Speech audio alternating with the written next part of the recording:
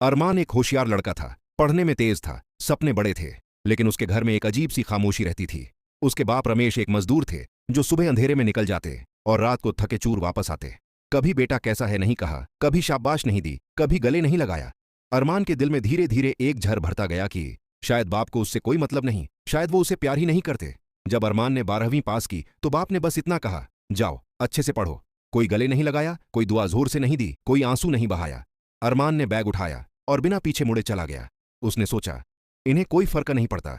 शहर में अरमान ने खूब मेहनत की, पढ़ा, नौकरी पाई, तरक्की हुई, जिंदगी चमकदार हो गई। लेकिन अंदर से वो खोखला था।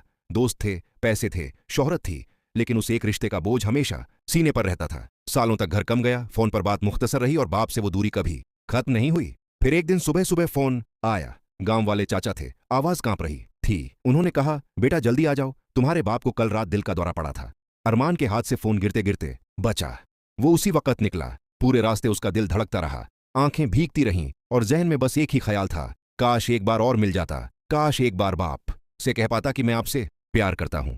जब वो घर पहुंचा तो बाप बिस्तर पर लेटे थे, आंखें बंद थीं, चेहरे पर अजीब सी शांति थी। अरमान दौड़कर पास गया, हाथ पकड़ा और जोर जोर से रोने लगा। लेकिन बाप नहीं उठे, जाते जाते भी कुछ नहीं कहा, बिल्कुल वैसे ही जैसे पूरी जिंदगी खामोश रहे। अरमान उस कमरे में अकेला बैठा रो रहा था कि उसकी नजर कोने में रखी एक पुरानी डायरी पर पड़ी, मैली सी, पुरानी सी, जिसके पन्ने पीले पड़ चुके थे। उसने कांपते हाथों से उठाई और पहला पन्ना खोला। पहले पन्ने पर लिखा था, मेरे अरमान के लिए। अरमान की सांस रुक गई। पहला पन्ना, आज अरमान स्कूल में पहली बार दौड़ में जीता। मैं वहां था, भीड़ में पीछे खड़ा था। उसने मुझे नहीं देखा लेकिन मैंने उसे देखा। मैंने जिंदगी में पहली बार खुशी के आंसू बहाए। दूसरा पन्ना, आज अरमान ने पूछा, बाप क्या आपको मुझ पर फख्र है? मैं कुछ नहीं बोल सका, बस उसका सर थपथपाया और चला गया। रात भर सोया नहीं, काश मैं कह पाता, बेटे तू मेरी पूरी जिंदगी है।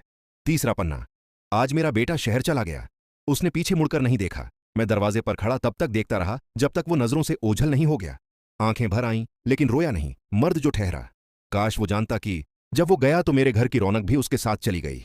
चौथा पन्ना, आज अरमान का फोन आया था, बस 2 मिनट बात हुई। उसने पूछा, सब ठीक है? मैंने कहा हाँ, लेकिन ठीक कुछ भी नहीं था। रात को उसका बचपन का खिलौना निकाला, सीने से लगाया और सो गया।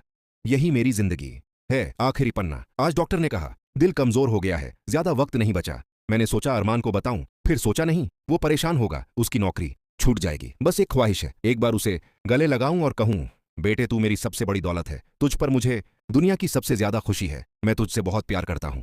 लेकिन शायद यह ख्वाहिश ख्वाहिश ही रहेगी। डायरी यहीं खत्म हो गई थी।